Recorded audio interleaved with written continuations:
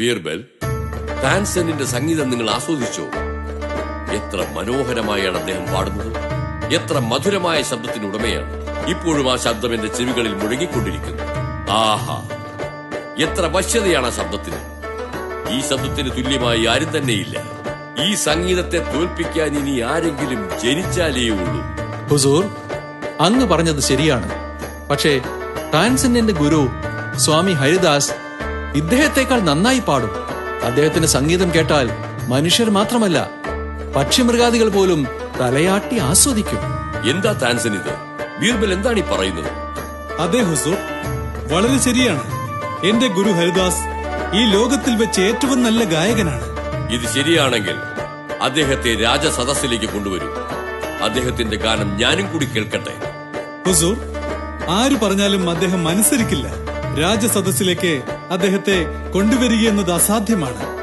അപ്പോൾ എങ്ങനെയാണ് രാജാവ് സംഗീതം കേൾക്കുക? ഹുസൂർ, അദ്ദേഹത്തിന്റെ ആശ്രമം വൃന്ദാവനത്തിലാണ്, ഇവിടെ അടുത്താണ്. വിരോധമില്ലെങ്കിൽ അങ്ങക്ക് അവിടെ പോയി അദ്ദേഹത്തിന്റെ സംഗീതം ആസ്വദിക്കാം. ശരി ബീർബൽ, സേനകളോട് തയ്യാറായിരിക്കാൻ പറയൂ. നാളെ പ്രഭാതത്തിൽ തന്നെ പുറപ്പെടണം. നമുക്ക് ഹരിദാസിന്റെ ആശ്രമത്തിൽ ചെന്ന് സംഗീതം ആസ്വദിക്കാം.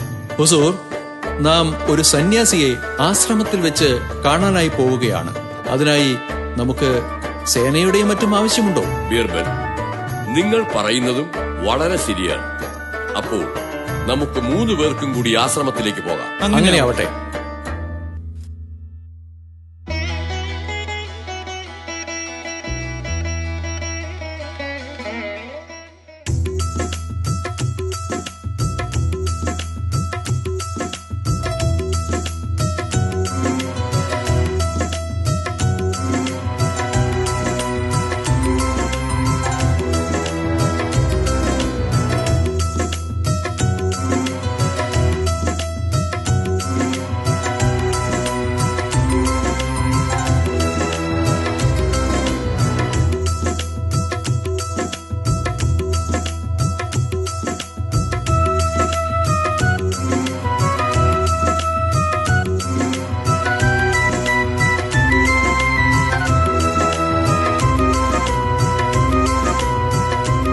താൻസൻ, ആശ്രമത്തിലേക്ക് ചെന്ന് നിങ്ങളുടെ ഗുരു ഹരിദാസിനോട് ഞങ്ങൾ അദ്ദേഹത്തെ കാണാൻ വന്നിട്ടുണ്ടെന്ന് അറിയിക്കും. ആജ്ഞ പോലെ ചക്രവർത്തി.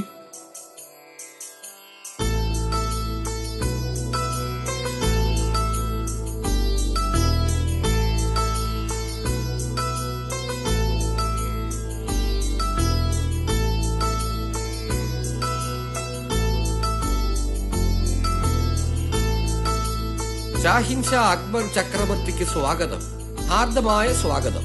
ഗുരു, നിങ്ങളുടെ സംഗീതം കേൾക്കുവാൻ ചക്രവർത്തിക്ക് അതിയായ ആഗ്രഹമുണ്ട്. ഞങ്ങളുടെ ചക്രവർത്തിക്ക് വേണ്ടി നിങ്ങളൊരു ഗാനം പാടിയാൽ ഞങ്ങൾക്ക് സന്തോഷമാകും. നിങ്ങളുടെ ആഗ്രഹം എനിക്ക് മനസ്സിലാകുന്നുണ്ട്. പക്ഷേ മനുഷ്യരുടെ ആജ്ഞാനുസരണം ഞാൻ പാടാറില്ല ഹുസൂർ. എന്റെ അന്തരംഗത്തിൽ തോന്നിയാലേ ഞാൻ പാടൂ. ദയവായി എന്നെ തെറ്റിദ്ധരിക്കരുത് ഹുസൂർ. ദയവായി എന്നോട് ക്ഷമിച്ചാലും. ഇങ്ങനെ ഒരു മറുപടി ഞാൻ നിങ്ങളിൽ നിന്നും പ്രതീക്ഷിച്ചില്ല. ഗുരു ഹരിദാസ്, ഞാൻ വിട പറയുകയാണ്.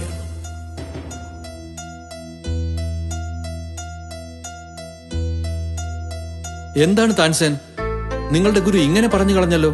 എനിക്കും അതാണ് മനസ്സിലാകാത്തത്. ചക്രവർത്തി വളരെ ദേഷ്യപ്പെട്ടാണ് പോയത്. നിങ്ങൾ തന്നെ ഇതിനൊരു പരിഹാരം പറയണം.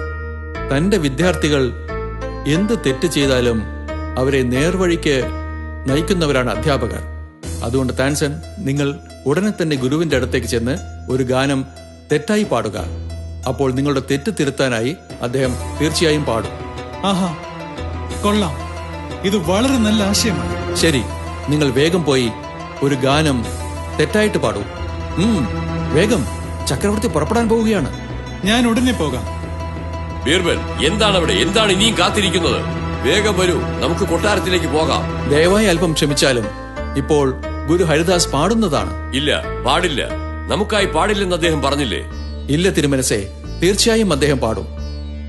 ആ താൻസൻ, ഈ ഗാനം ഇങ്ങനെയല്ല പാടേണ്ടത്. കേട്ടോളൂ, ഇപ്പോൾ ഞാൻ പാടാം. നീയും എന്നോടൊപ്പം ചേർന്ന് പാടണം. എനിക്ക് തോന്നുന്നില്ല പാടുമെന്ന്.